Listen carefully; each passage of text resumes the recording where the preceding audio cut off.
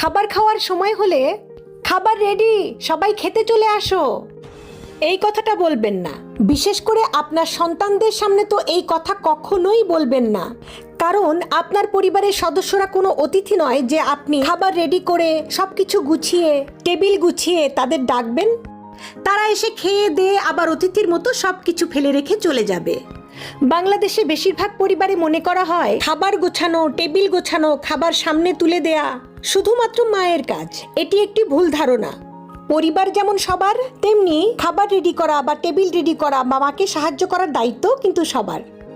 পরিবারের বাকিরা বাইরে থেকে আসা কোনো অতিথি নয় যে তাদের সামনে 3 বেলা খাবার এবং পানি তুলে দিতে হবে।